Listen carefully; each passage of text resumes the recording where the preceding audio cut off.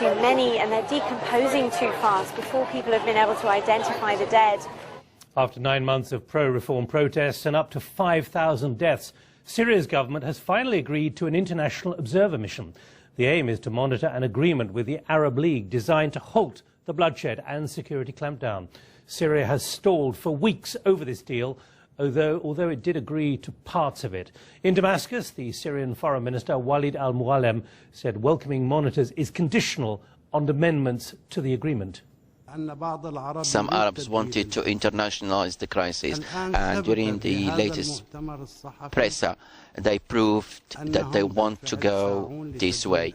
If not from now, but it will be after a few weeks.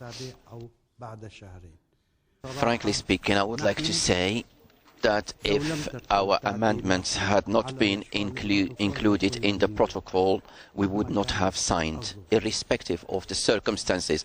However, after having included these amendments, and because we want a political solution to the situation in Syria, and because we seek as fast as possible to put an end to the situation with the participation of the Arab League, I would like to say today, I would like to say that signing the protocol is the beginning of cooperation between us and the Arab League.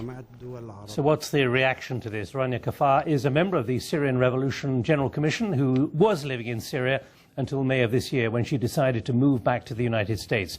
She joins the Hub now live via webcam from Dallas in Texas. Thanks very much indeed for joining me. First of all, do you believe the Syrian regime that they have now accepted the Arab League deal and monitors will be allowed in soon? You know, everything will be told in due time. Time will tell whether or not these people are honest. This is not the first time that they have made promises they never kept. And this is the same person who has publicly announced that he's willing to wipe off the entire map of Europe. So I'm not exactly sure how much he will go with his words. I think as Syrian activists, we will be very pleased with international observers going into the country because we would like to tell our story as well. Is it clear the conditions on which foreign observers would be allowed in and what they can see?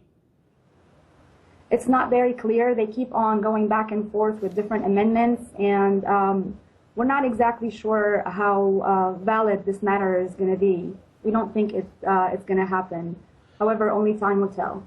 Given the weeks of prevarication over this deal since it was signed, I think almost 2 months ago, how many people have died? What has been the impact, given the lack of commitment by the Syrian government on this in recent weeks?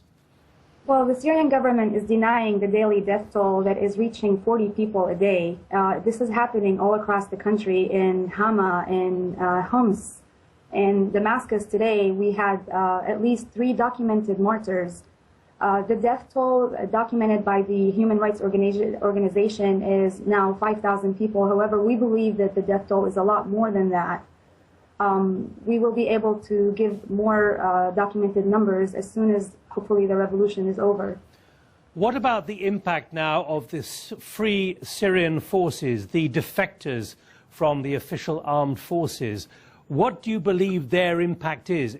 Has this now turned into a civil war? No, it has not turned into a civil war. The Syrian Free Army is basically has pledged allegiance to the Syrian people in protecting their rights of freedom. They basically go around the protests and they guard the protesters for when they're going to be attacked. So the protesters go on the street, the Free Syrian Army walks along their sides, and if they are attacked, the Free Syrian Army will defend those protesters. We don't see a civil war happening, and we definitely don't want that.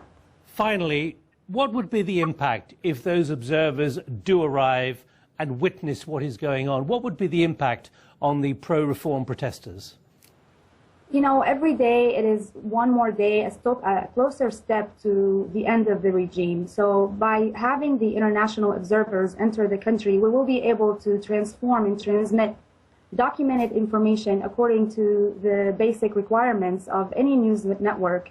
And we will be able to give you guys exactly what is going on over there. We need to tell the world about what's going on, about the daily killings that are taking place, about the children that are getting shot in their heads and in their hearts.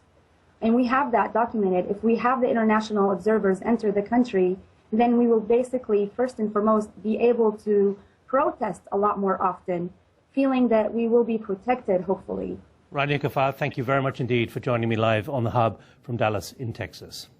Now to Egypt, where a member of the governing military council, General Adel Amara, said